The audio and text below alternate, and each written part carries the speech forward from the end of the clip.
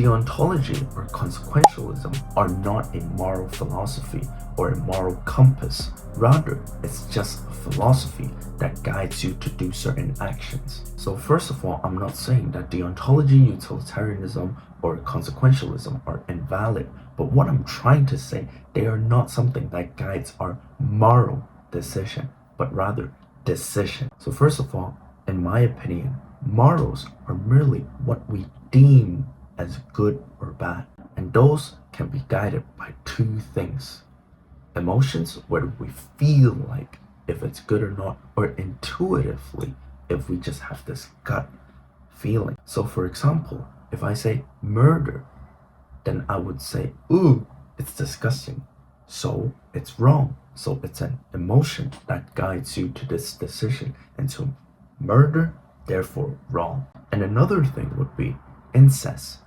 If we say incest, it's bad because we would make mentally not that smart kids. Then why would gay incest, assuming that you believe gay it's alright, but gay incest, why is it wrong?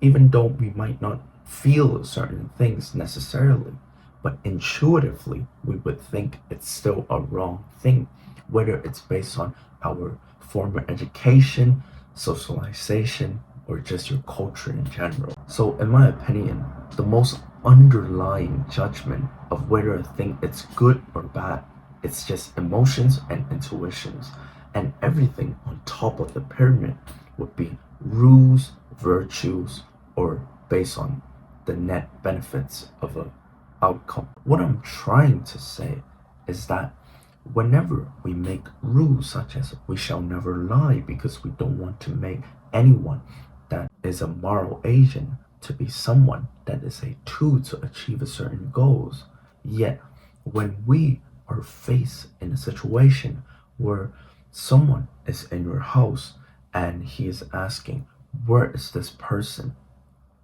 If he is in your house and you know he's holding a knife about to murder someone you love, right? Then you would intuitively lie.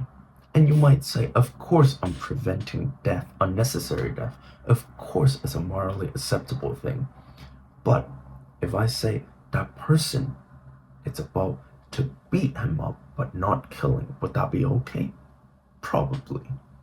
But if he is the IRS about to take some unpaid taxes, would you still do it? Maybe you would, because it's still in accordance with law and order, right?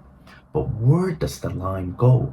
Some people would stop at murder, some people would stop at beating, some people would say even government agency would still be above that line and still morally acceptable to lie.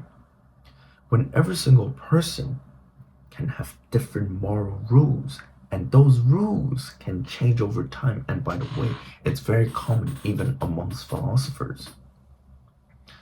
Then what is the ultimate anchor of morality? In my opinion, those are just emotions and intuition. And even if you strictly follow a rule, says who?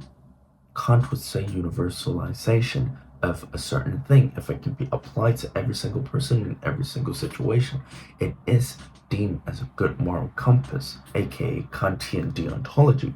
But some other people would say divine theory, divine command theory, where if God commands it, therefore it is good. And there are millions of other ways of getting a conclusion that their moral rules is good.